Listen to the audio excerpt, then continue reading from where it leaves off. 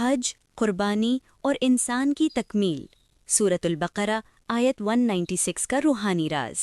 وَأَتِمُّوا الْحَجَّ وَالْعُمْرَةَ لِلَّهِ فَإِنْ أُحْصِرْتُمْ فَمَا اسْتَيْسَرَ مِنَ الْهَدْيِ وَلَا تَحْلِقُوا رُؤُوسَكُمْ حَتَّى يَبْلُغَ الْهَدْيُ مَحِلَّهُ فَمَنْ كَانَ مِنْكُمْ مَرِيضٌ أَوْ بِهِ أَذًى مِّن رَّأْسِهِ فَفِدْيَةٌ مِّن صِيَامٍ أَوْ صَدَقَةٍ أَوْ نُسُكٍ فَإِذَا أَمِنْتُمْ فَمَنْ تَمَتَّعَ بِالْعُمْرَةِ إِلَى الْحَجِّ فَمَا اسْتَيْسَرَ مِنَ الْهَدْيِ فَمَنْ لَمْ يَجِدْ فَصِيَامُ 3 أَيَّامٍ فِي الْحَجِّ و7 إِذَا رَجَعْتُمْ تِلْكَ 10 كَامِلَةٌ ذَلِكَ لِمَنْ لَمْ يَكُنْ أَهْلُهُ حَاضِرِي الْمَسْجِدِ الْحَرَامِ وَاتَّقُوا اللَّهَ وَاعْلَمُوا أَنَّ اللَّهَ شَدِيدُ الْعِقَابِ۔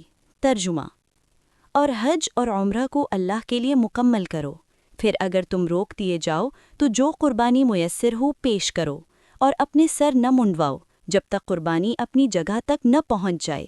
پھر اگر تم میں سے کوئی بیمار ہو یا اس کے سر میں تکلیف ہو تو وہ فدیہ دے، روزوں سے یا صدقے سے یا قربانی سے۔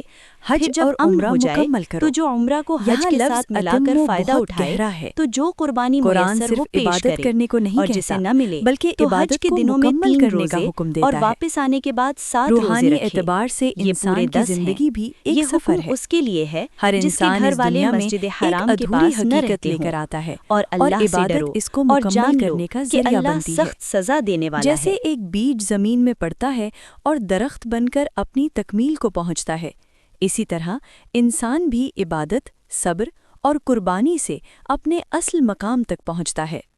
2. حج دراصل انسان کے نفس کا سائنسی ری سیٹ ہے۔ حج کے اعمال پر غور کریں۔ احرام، طواف، سعی، قربانی، حلق، یہ سب انسان کو انا سے خالی کرنے کا نظام ہے۔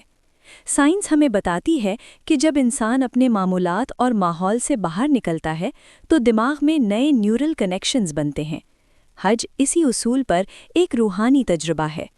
یہ انسان کو لباس کی پہچان سے آزاد کرتا ہے، مقام و مرتبے سے آزاد کرتا ہے، قومیت سے آزاد کرتا ہے اور اسے صرف ایک شناخت دیتا ہے: عبداللہ۔